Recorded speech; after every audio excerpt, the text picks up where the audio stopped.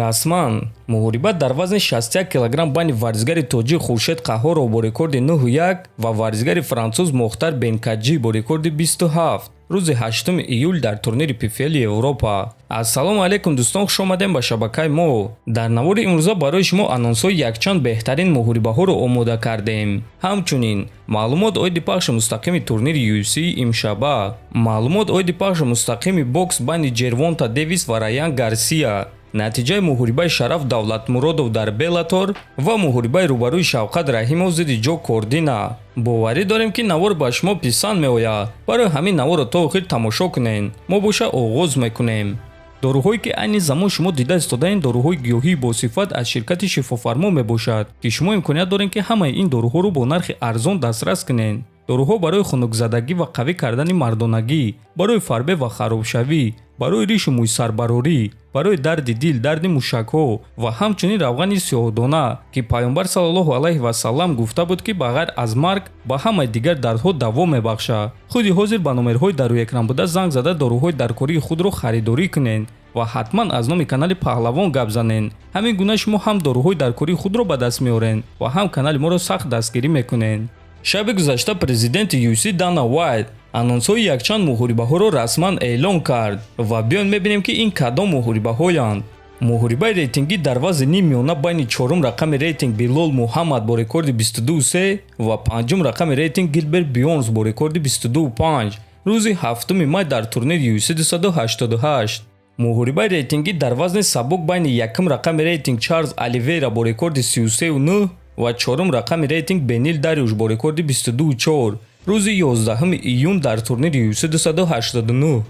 муҳорибаи рейтингӣ дар вазни миёна байни сеюм рақами рейтинг Марвин Витори бо рекорди 19-6 ва чорум рақами рейтинг Ҷаред Канонир бо рекорди 16-6 рӯзи 18 июн дар турнири UFC Fight Night.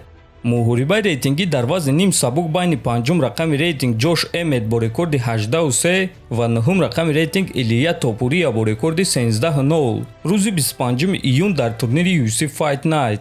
муҳориба дар вазни миёна байни ҳафтум рақами рейтинг Шон Стрикланд бо рекорди 26-5 ва проспекти нав Абусупян Магомедов бо рекорди 25-4 рӯзи 2 июл дар турнири UFC Fight Night. муҳорибаи рейтингӣ дар вазни миёна байни дуюм рақами рейтинг Роберт Уитакер бо рекорди 24-6 ва шашум рақами рейтинг Дрикус Дю Плеси бо рекорди 19-2 рӯзи 9 июл дар турнири UFC 290.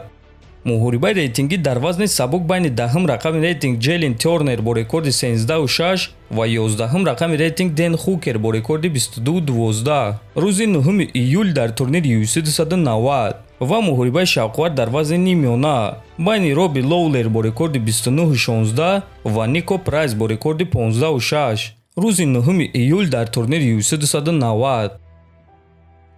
дӯстон, аллакай имшаб турнири UFC Fight Night баргузор мегардад, ки муҳорибаи асосии турнир муҳорибаи рейтингӣ дар вазни вазнин байни Кёртис Блейдс ва Сергей Павлович хоҳад шуд. шаби гузашта ҷангуаро муҳорибаи рӯбарӯ гузаронданд ва акнун имшаб онҳоро муҳориба интизор аст. турнир имшаб аниқтара шаби 22 ба 23 апрел баргузор мегардад ва аз соати 23:30 ба вақти Москва ва 1:30 ба вақти Душанбе оғоз мегардад.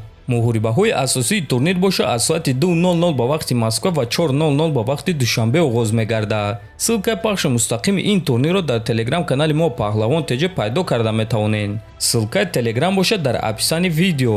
ҳамчунин имшаб яке аз муҳорибаҳои беҳтарин дар бокс байни ду варзигари бебоғ Ҷервонта Девис бо рекорди 28-0 ва Раян Гарсия бо рекорди 23-0 баргузор мегардад ва мо ба шумо тавсия медиҳем ки ҳатман ин муҳорибаро тамошо кунед, чунки ин муҳориба муҳорибаи 10-солаҳо мешавад. ин муҳориба тақрибан соатҳои 4:00 ба вақти Москва ва 6:00 ба вақти Душанбе оғоз мегардад. ссилкаи пахши мустақими ин муҳорибаро низ дар телеграм канали мо Паҳлавон теҷа пайдо карда метавонед. боз имшаб муҳорибаи унвонӣ дар бокс баргузор мегардад, ки дар он чемпиони тоҷик Шавқат Раҳимов бо рекорди 17-0 камарбанди худро дар муҳориба зидди Ҷо Кордина бо рекорди 15-0 ҳимоя хоҳад кард.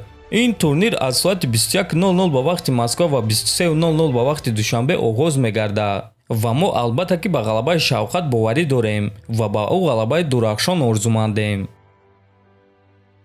шаби гузашта турнири Bellator 294 баргузор гардид ки дар он варзигари тоҷик Шараф Давлатмуродов бо рекорди 18-4 бо варзигари амрикоӣ Энтони Адамс бо рекорди 9-3 вохӯрд. муҳорибаи онҳо дар вазни миёна баргузор гардид ва тамоми 3 раунд идома дод.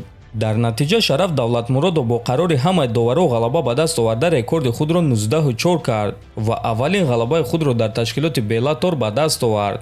мо Шараф, даста ва ҳамаи мухлисони ӯро табрик мекунем. дар ҳамин ҷо дӯстон, навори мо ба анҷом мерасад. фикру ақидаҳоятонро нависен, ҳатман дар канали мо обуна шавен. то боздид хонободу сарбаланд бошен.